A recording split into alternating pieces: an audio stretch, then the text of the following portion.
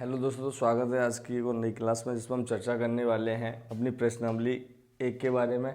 ठीक है ना। तो कल हमने इसका इंट्रोडक्शन पढ़ लिया था। ठीक है ना। तो हमने कल इंट्रोडक्शन पढ़ लिया था। आज हम थोड़ा सा चैप्टर के बारे में थोड़ा डिस्कस कर लेते हैं जहाँ से अपना चैप्टर स्टार्ट होता है। तो देखो, हमारी जो पहली प्रमेय है अपने चैप्टर की वो कौन सी है? प्रमेय नंबर 1.1, जिसका नाम है कि अंकगणित की आधारभूत अप्रमेय, है ना। तो देखो, ये प्रमेय क्या कहती है कि प्रत्येक भाज्य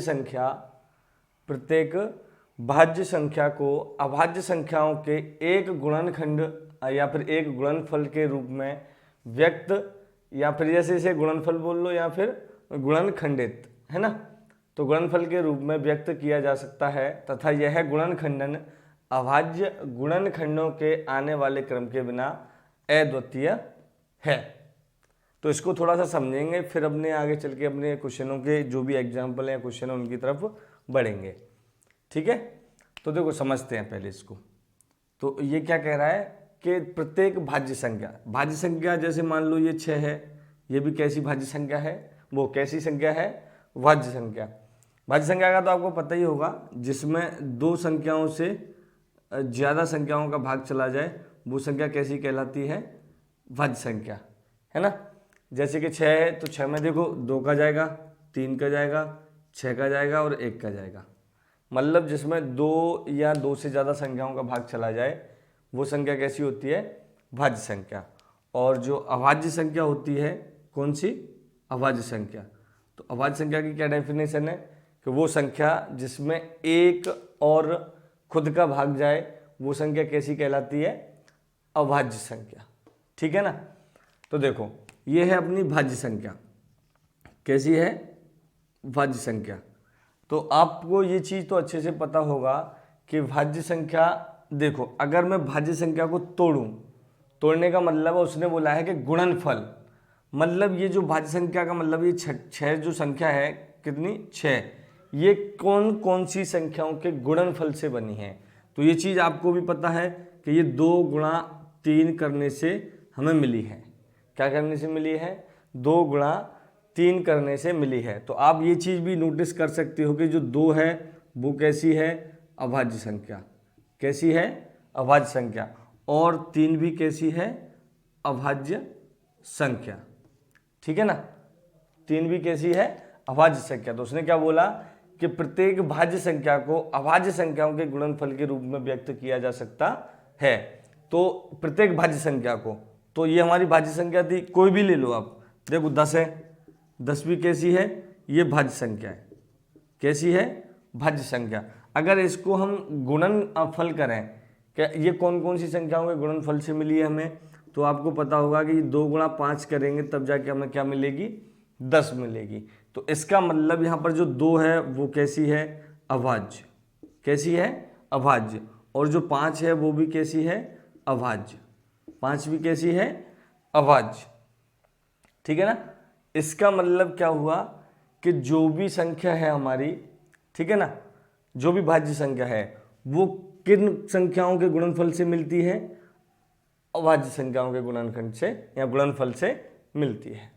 ठीक है ना। समझ गए ना ये वाली लाइन कि प्रत्येक भाज्य संख्या को अभाज्य संख्याओं के गुणनफल के रूप में व्यक्त किया जा सकता है। क्या मैं इस वाले 10 को मैं इस वाले रूप में व्यक्त कर सकता हूँ कि नहीं? बिल्कुल कर सकता हूँ, क्योंकि अभाज्य संख्याओं का ये गुणनफल है। अब 2 गुणा 5 करोगे तब भी मुझे क्या मिलेगी? 10 मिलेगी। कहने का मतलब है कि जितनी भी आपकी भाज्य संख्याएं होती हैं, ठीक है ना, डिविजिबल वाली संख्या होती हैं, वो सब के सब कैसी होती हैं? उनके अंदर मतलब कौन सी संख्याओं के गुणनफल से मिलती हैं? अभाज्य संख्याओं के गुणनफल से मिलती हैं। आगे वाला क्या कह रहा है कि तथा यह गुणनखंडन अभाज्य गुणनखंडों के आने वाले क्रम के बिना अद्वितीय होता है। इनका इस लाइन का कहने का मतलब क्या है कि जो भाज्य संख्या है वो बिना अभाज्य संख्याओं के उनका कोई मतलब ही नहीं है ना। कोई भी आप भाज्य संख्या उठा के देख लो। अच्छा 5 ले लो, सॉरी ये 5 तो अभाज्य है, कोई भी ले लो, 6 ले लो, 8 ले लो, 10 ले लो, 12 ले लो, है ना, 14 ले लो, 15 ले लो, 16 ले लो, 18 ले लो।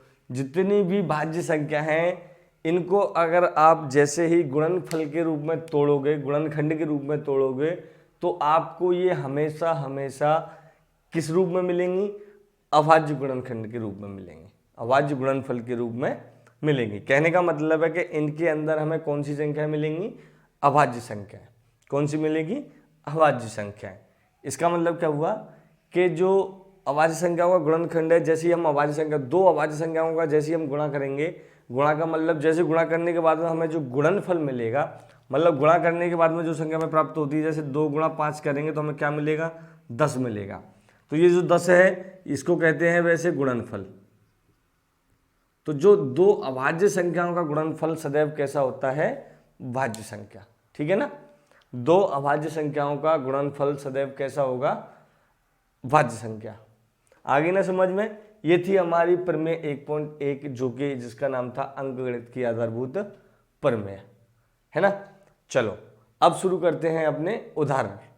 तो उदाहरण नंबर पहले इसको साफ कर लेते हैं, फिर उसके बाद में अपना उदाहरण नंबर पहला शुरू करते हैं।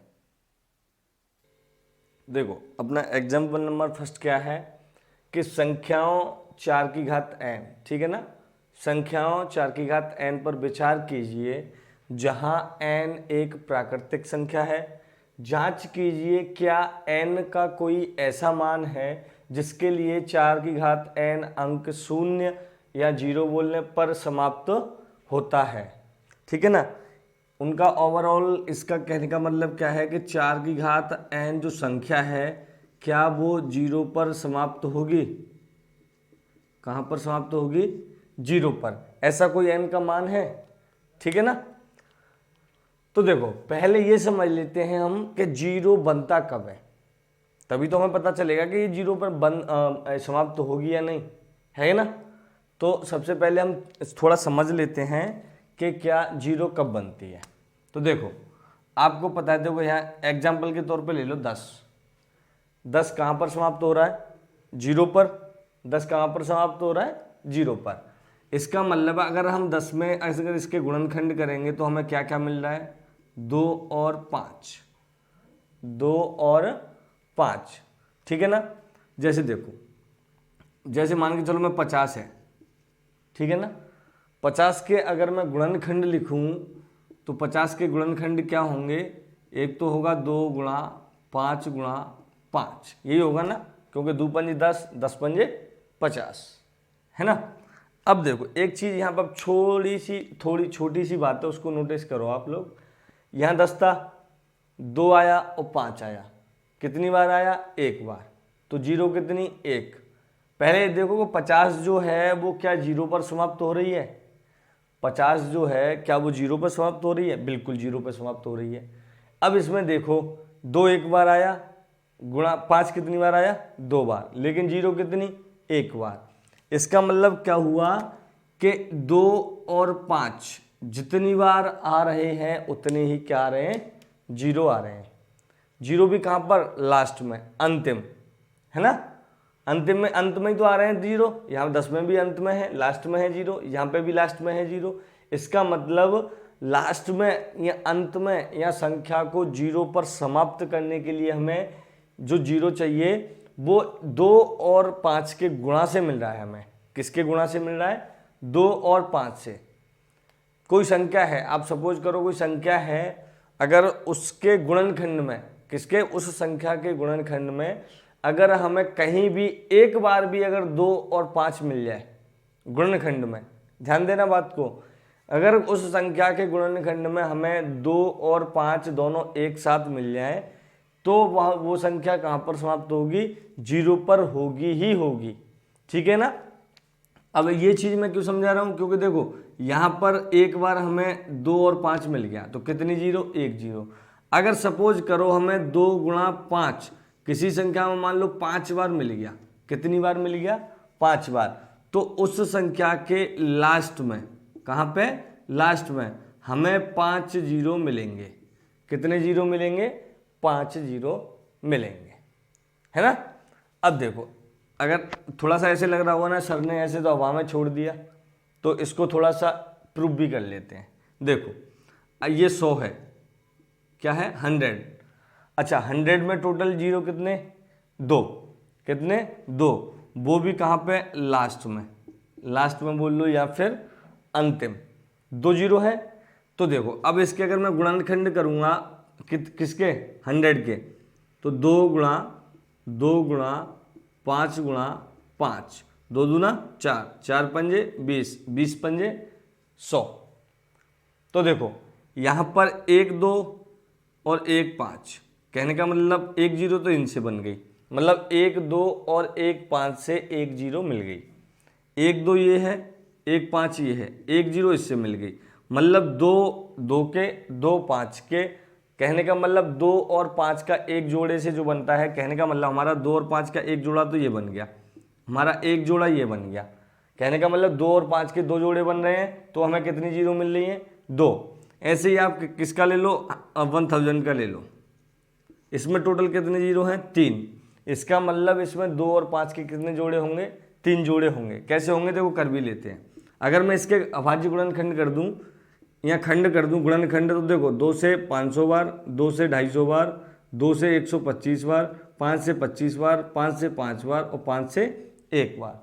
तो आप देख सकते हैं एक जोड़ा तो हमारा ये बन गया, दूसरा जोड़ा हमारा ये बन गया, तीसरा जोड़ा हमारा ये बन गया। तो 2 और 5 के जोड़ा हमारे कितने बने 3, तो हमारी जीरो भी कितनी आई 3 आई। समझ गए ना यहाँ तक। तो ये मैं क्यों समझा रहा हूँ, क्योंकि ये हमारा सवाल इन्हीं से होगा, है ना। तो देखो अब दूसरी चीज ये देखो, कहने का मतलब है कि संख्या के अंदर, किसके संख्या के अंदर, संख्या के अंदर हमें 2 गुणा 5 मिलना ही चाहिए, ठीक है ना। क्या मिलना चाहिए 2 गुणा 5। जब तक ये नहीं मिलेगा तो वो संख्या कहाँ पर समाप्त नहीं होगी, जीरो पर समाप्त नहीं होगी। अब चलते हैं हम अपनी क्वेश्चन की तरफ। तो देखो यहाँ 4 है, ठीक है ना, तो हमें तो मतलब 4 से है, घात से मतलब नहीं है। क्योंकि घात से मतलब क्यों नहीं है, क्योंकि हमने 10 बोला, 10 में कितने जीरो 1 जीरो, 2 और 5 के कितने जोड़े 1 जोड़ा।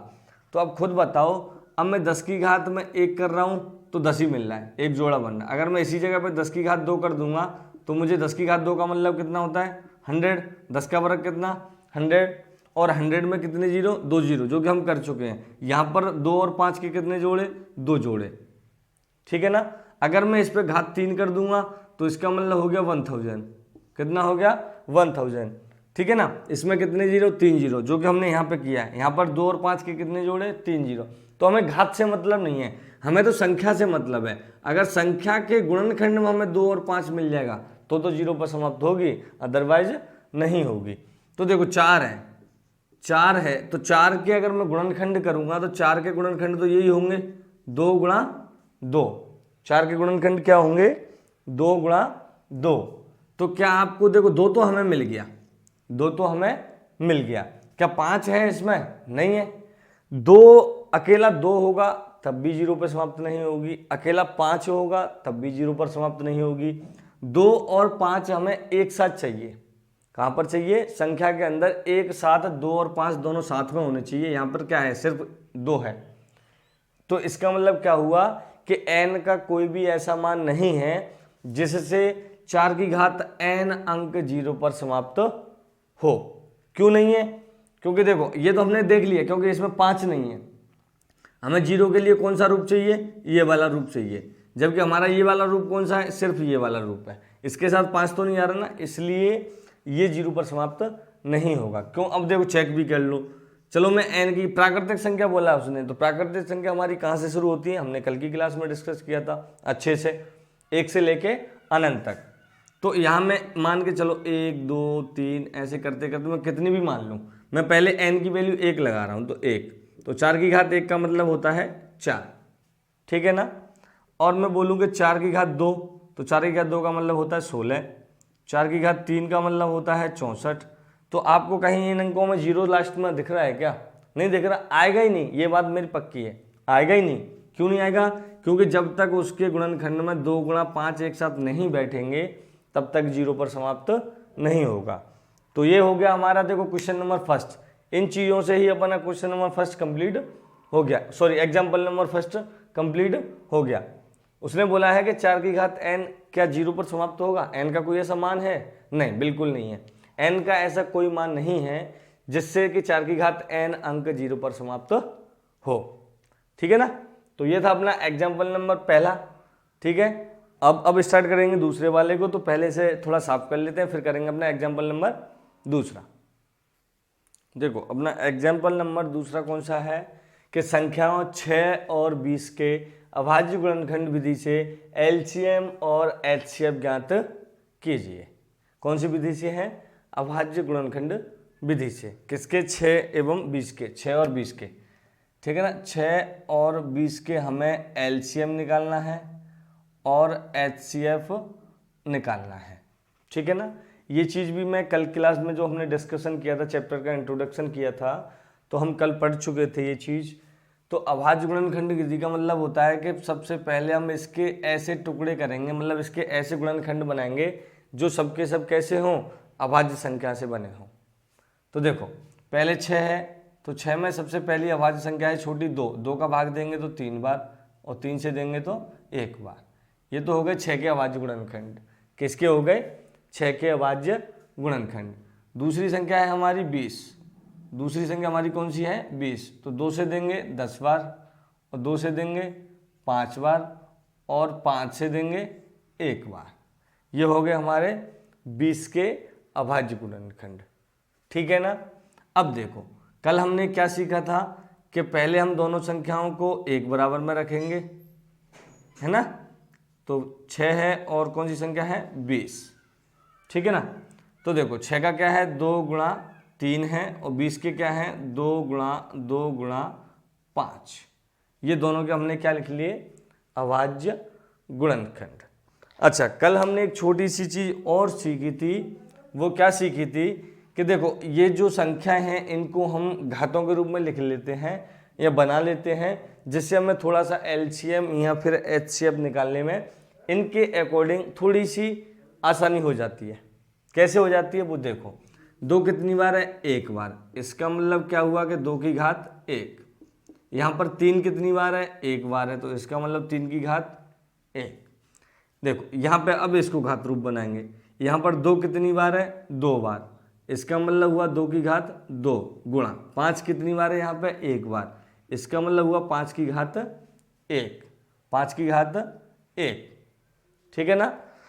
अच्छा, अब आप खुद बताओ मुझे, हमने कल जो डिस्कशन किया था, जो भी डिस्कस किया था, उसमें हमने एक चीज़ को और पढ़ाया था, नोटिस कराया था।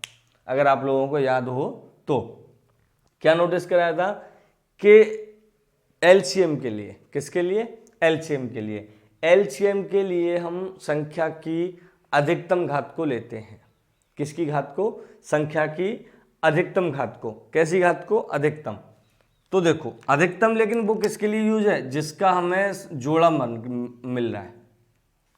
कैसा जोड़ा? यहाँ पर 2 का जोड़ा है, और जोड़ा नहीं है तो उसकी तो अधिकतम घात 1 होगी, वही उसकी अधिकतम घात है, चाहे 1 हो या 1000 हो, हमें कोई मतलब नहीं है।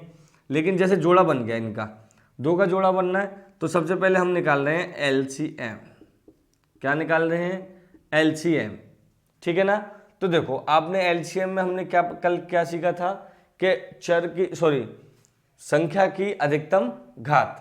तो यहाँ पे देखो 2 की घात कितनी? 1। यहाँ पे 2 की घात 2। तो अधिकतम घात ज्यादा से ज्यादा या बड़ी से बड़ी घात कौन सी है? 2 की घात 2। इसका मतलब 2 की घात 2 गुणा, और जिनका जोड़ा नहीं बनता, मतलब जिन अंकों का जोड़ा नहीं बनता, उनको एज इट इज रख देते हैं। 3 का जोड़ा नहीं बना तो उसको एज इट इज रखो। क्या 5 का जोड़ा नहीं बना? इसको भी एज इट इज रखो। ठीक है ना। अब देखो आगे 2 की घात 2। इसका मतलब इसको हम कितनी बार रिपीट करेंगे? 2 बार। 3 की घात 1 का मतलब इसे 1 बार, उसे भी 1 बार। तो 2 दूना 4, 4 तिया 12, 12 पंजे 60। तो जो हमारा एलसीएम निकल कर आया वो कितना आया? 60 आया। कितना? 60। ठीक है ना बच्चों। अब देखो आगे बढ़ते हैं। हमारा कितना आया? इसका 60 आया। अब निकालेंगे अपन HCF। तो HCF के लिए हमने कल क्या पढ़ा था? हम अंक की जो वहनिष्ठ अंक है, कैसा है? जो वहनिष्ठ अंक है उसकी न्यूनतम घात लेंगे, सिर्फ बस वहनिष्ठ की, है ना। जैसे यहाँ पर इनमें उभयनिष्ठ क्या था, इनमें दो उभयनिष्ठ है सिर्फ। उभयनिष्ठ का मतलब होता है जो दोनों में अंक आए, ठीक है ना। अगर यहाँ 3 संख्याएं होती तो वो तीनों में आना चाहिए। उभयनिष्ठ का मतलब होता है वो सब में आए, ठीक है ना। तो हमने एलसीएम के लिए क्या किया, उभयनिष्ठ की तो अधिकतम घात, लेकिन जो उभयनिष्ठ नहीं है उनकी भी अधिकतम घात ली थी कि नहीं। देखो ये उभयनिष्ठ है, इसकी अधिकतम घात 3 की अधिकतम घात 5 की अधिकतम घात और एलसीएम आ गया। एचसीएफ में क्या करेंगे, सिर्फ उभयनिष्ठ की न्यूनतम घात, न्यूनतम का मतलब होता है छोटी से छोटी या कम से कम घात लेनी है। तो यहाँ पर आप लोग मुझे खुद बताओ देख के कि यहाँ पर उभयनिष्ठ तो सिर्फ 2 का अंक है ना, उभयनिष्ठ 2 का अंक है।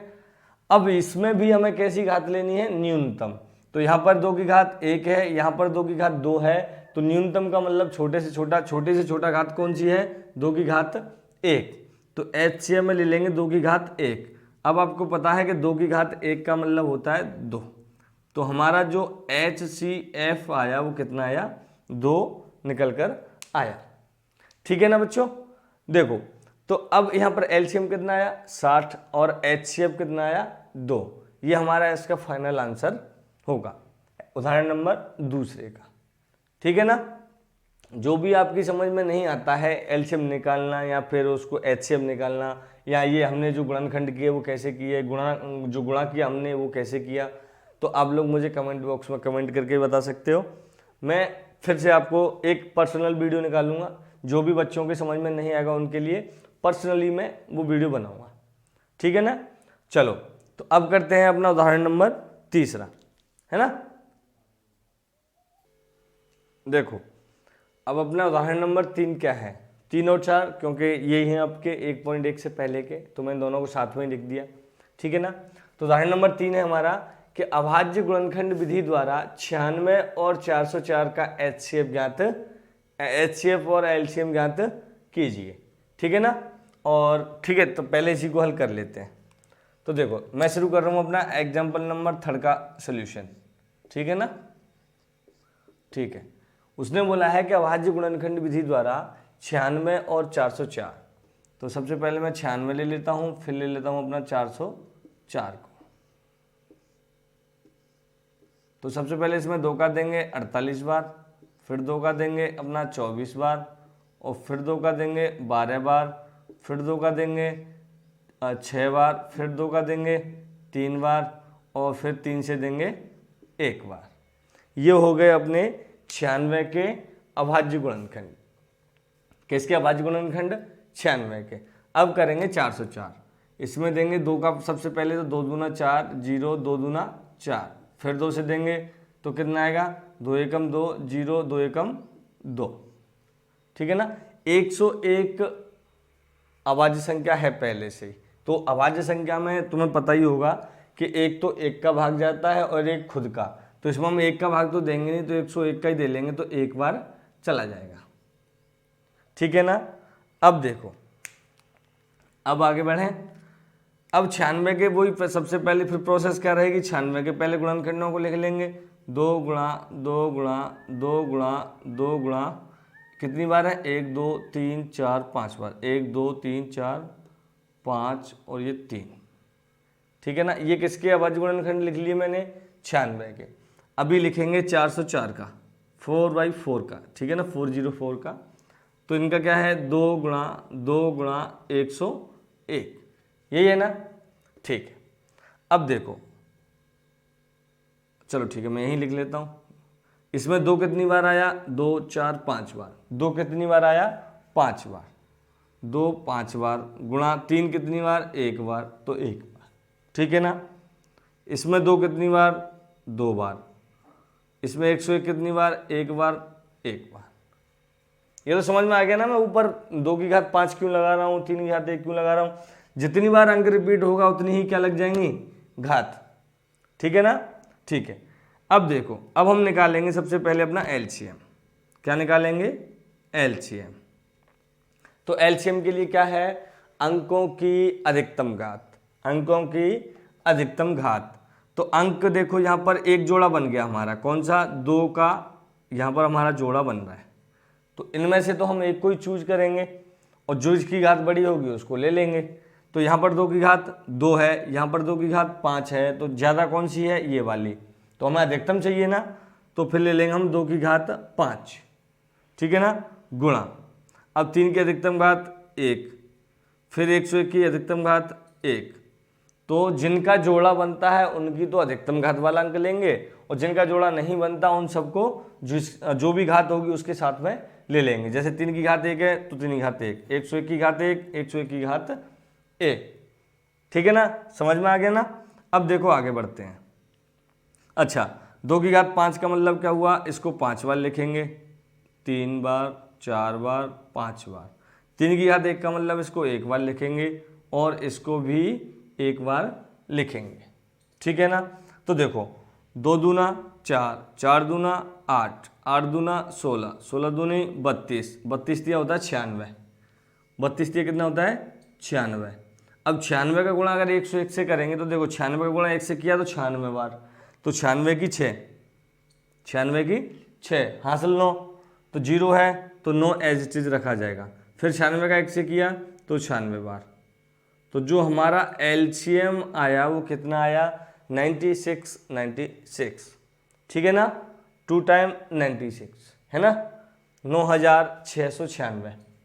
ये है हमारा एलसीएम। क्या है हमारा एलसीएम। अब निकालेंगे अपन एचसीएफ।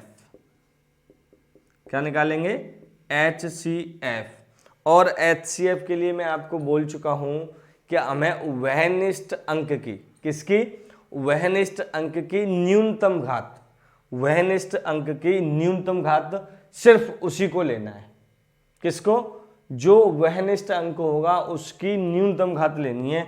तो यहां पर सिर्फ वहनिष्ठ अंक कौन सा है, वहनिष्ठ का मतलब तो आप समझ गए ना, जो अंक दोनों में आए। तो वहनिष्ठ का अंक कौन सा है 2, तो 2 की घात यहाँ 5 है, यहाँ 2 है, और न्यूनतम का मतलब क्या होता है छोटी से छोटी। तो ये 5 है, ये 2 है, तो छोटा कौन सा हुआ 2 की घात 2, कौन सा हुआ 2 की घात 2। इसमें सिर्फ वहनिष्ठ अंक को लेंगे और कोई अंक नहीं लेंगे, किसमें, एचसीएफ में, ठीक है ना। तो 2 की घात 2 का मतलब हुआ कि 2 गुणा 2, तो 2 गुणा 2 करेंगे तो 2 दूना 4, तो जो हमारा एचसीएफ आया वो कितना आया 4 आया।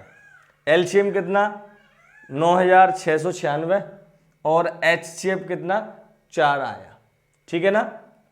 चलो ठीक है। अब देखो, अब करते हैं अपना एग्जाम्पल नंबर 4। कौन सा, एग्जाम्पल नंबर 4।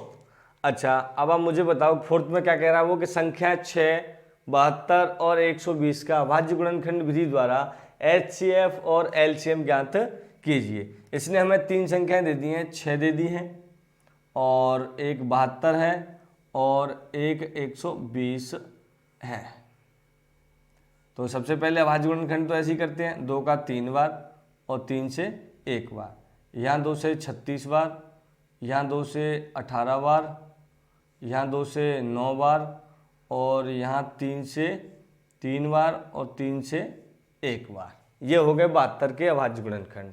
अब निकाल लेंगे 120 के, तो 2 से 60 बार, 2 से 30 बार और इस वाले 2 से 15 बार और 3 से 5 बार और 5 से 1 बार। ये हो गए 120 के अभाज्य गुणनखंड, ठीक है ना। प्रोसेस एलसीएम एचसीएफ के लिए सेम रहेगी, फिर उनको इस तरीके से सबके गुणनखंडों को एक साथ लिख लेंगे, ठीक है। तो पहले लिख रहे हैं अपन 6 का, तो 6 का क्या है 2 गुणा 3। अच्छा, फिर है 72, 72 क्या है अपना 2 गुणा 2 गुणा 2 गुणा 3 गुणा 3। फिर है अपना 120 का, है ना, 120 की तो अभाज्य गुणनखंड बचे हैं, अब उनको लिख लेंगे। तो इसका हो जाएगा 2 गुणा 2 गुणा 2 गुणा 3 गुणा 5, ठीक है ना।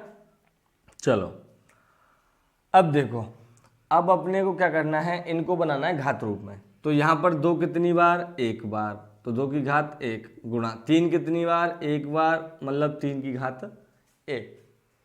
अब देखो यहाँ 2 कितनी बार है 3 बार, तो मतलब 2 की घात 3 गुणा 3 कितनी बार 2 बार, मतलब 3 की घात 2, ठीक है ना।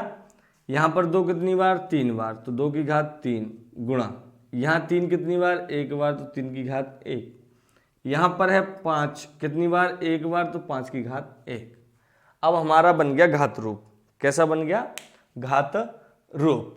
अब निकालेंगे अपना एलसीएम और एचसीएफ। तो शुरू करते हैं, पहला है अपना एलसीएम।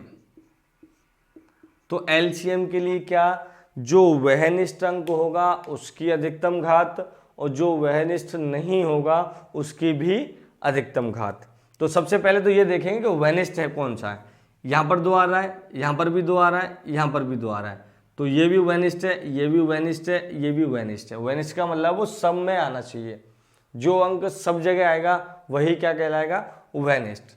अच्छा 3 है यहाँ पे, 3 भी यहाँ पे और 3 भी यहाँ पे, मतलब ये 2 अंक वहनिष्ठ हैं। 5 है क्या, नहीं है। जो मैंने रेड कलर से कर रखे हैं वो दोनों कैसे हैं, वहनिष्ठ है, मतलब वो तीनों संख्याओं में आए हुए हैं। 5 नहीं आया तो मैंने 5 को रेड कलर से नहीं किया क्योंकि ये कैसा नहीं है, वहनिष्ठ नहीं है। तो एलसीएम ले रहे हैं तो वहनिष्ठ अंक की भी अधिकतम घात और जो वहनिष्ठ नहीं है उसकी भी अधिकतम घात लेंगे। तो 2 है, पहला वहनिष्ठ अंक कौन सा है, 2, तो इसकी अधिकतम घात देखेंगे। यहाँ पर 2 की घात 1, यहाँ पर 2 की घात 3 और यहाँ पर 2 की घात 3। तो ये तो 2 की घात 1 छोटा ही है, इसको तो छोड़ ही दो। अब यहाँ कंपेयर करेंगे, यहाँ 2 की घात 3 है, यहाँ पर 2 की घात 3 है, ये दोनों बराबर है, तो कोई सा भी ले लो। तो मैं ले लेता हूँ 2 की घात 3, मतलब कोई कहीं से भी ले लो, बात तो एक ही है। हाँ अगर ऐसा होता है यहाँ 2 की घात 1 है, यहाँ 2 की घात 3 है, यहाँ 2 की घात 4 हो जाता, तो फिर हम किसको लेते, 2 की घात 4 को, क्योंकि हमें वहनिष्ठ अंक की अधिकतम घात चाहिए। तो यहाँ पर तो अधिकतम घात का मतलब क्या है, बड़ी से बड़ी। यहाँ पर 1 है, यहाँ पर 3 है, यहाँ पर भी 3 है, तो यहाँ तो दोनों में 3 है, तो कोई सी भी ले लो, अधिकतम घात तो 3 ही हुई ना। ठीक है, अब गुणा का चिन्ह। और दूसरा वहनिष्ठ अंक कौन सा है, 3 है। दूसरा वहनिष्ठ अंक कौन सा है, 3।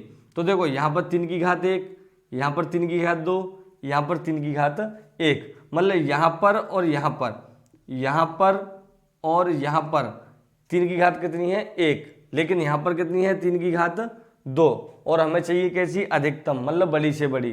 तो बड़ी कौन सी हुई, यही हुई ना, क्योंकि ये तो 1 है, ये भी 1 है, ये 2 है, तो अपन कौन सी ले लेंगे, 3 की घात 2। कौन सी ले लेंगे, 3 की घात 2, और ये कि ये बच गया। इसकी तो जो भी है वही अधिकतम घात है, क्योंकि ये तो किसी से इसकी तो तुलना ही नहीं करी जाएगी। ये तो अगर इस पर 50 घात होती तो 50 ले लेते, कुछ भी नहीं होता तो कुछ भी नहीं लेते, है ना। ठीक है, अब देखो 2 की घात 3 का मतलब हो गया 2 गुणा 2 गुणा 2। 3 की घात 2 का मतलब हो गया कि 3 गुणा 3 गुणा, और ये 5 की घात 1 का मतलब 5 हो गया। अब इनका करते हैं गुणा। तो देखो 2 दूना 4, 4 दूना 8, 8 तिया 24, 24 तिया कितने होते हैं, 24 तिया 72, है ना। और 72 गुणा अगर हम 5 करेंगे तो 5 दूना 10 और क्या, 5 दूना 10 और 5 सत्ते 35, 1 36। तो जो हमारा एलसीएम आया वो कितना आया, 360। एलसीएम कितना आया, 360। एलसीएम कितना आया, 360। ठीक है, अब निकालेंगे अपना HCF। क्या निकालेंगे, HCF। और मैं फिर से बोल रहा हूँ एक बार, आप अच्छे से ध्यान दो। HCF का मतलब हमें जब भी HCF निकालने के लिए बोला जाए तो हम क्या करेंगे, वहनिष्ठ। कैसा, वहनिष्ठ, सिर्फ वहनिष्ठ।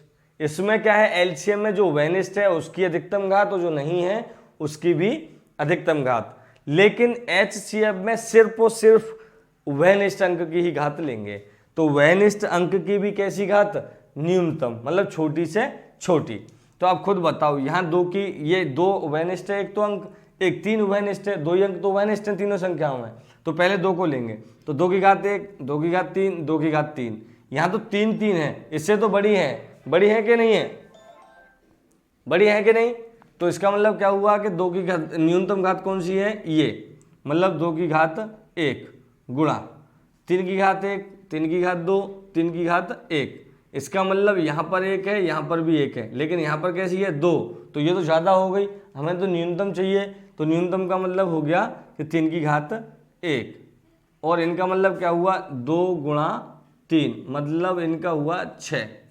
तो HCF हमारा कितना आया, 6, और LCM कितना आया, 360। तो हमारा एलसीएम 360 है, एचसीएफ 6 है। तीसरे वाले उदाहरण का अपना एलसीएम कितना आया था 9696 और एचसीएफ कितना आया था 4। ठीक है ना, ये थे हमारे प्रश्नावली 1.1 से पहले के उदाहरण एग्जाम्पल्स। ठीक है ना, जो कि हमने आज की इस क्लास में कवर कर लिए। अब हम कल की क्लास में अपनी प्रश्नावली 1.1 को शुरू करेंगे। उसके जो भी उदाहरण होंगे कोशिश करेंगे कि कल की क्लास में वो टोटली अपनी एक्सरसाइज कवर हो जाए। ठीक है ना, तो अगर वीडियो आपको अच्छा लगा हो तो फिर से वही कल की तरह आपसे एक छोटी सी रिक्वेस्ट है कि वीडियो को लाइक करें, शेयर करें और चैनल को सब्सक्राइब करें। और आपको जो भी वीडियो का अच्छा पार्ट लगता है उसके बारे में भी आप लोग मुझे कमेंट करके बता दें। ठीक है ना, अगर आपका दिल चाहे तो। और अगर आपको कोई ऐसा लगता है कि नहीं सर आपके पढ़ाने में ये दम नहीं है, पढ़ाना टिकाना ऐसे कोई अच्छा नहीं लगता पढ़ना आपका, तो या फिर मेरी जो भी कमी है तो आप लोग मुझे उसको भी मेरी कमेंट बॉक्स में डाल दें, जिससे मुझे भी पता चल जाएगा हाँ मैं कहाँ पर गलती कर रहा हूँ। बट आई होप कि आप लोगों को मेरा समझाना अच्छा लगा होगा। अगर अच्छा लगा हो तो वीडियो को लाइक करें, शेयर करें और चैनल को सब्सक्राइब करें। तो मिलते हैं कल की क्लास में नए क्वेश्चनों के साथ। जब तक के लिए जय हिंद, बाय।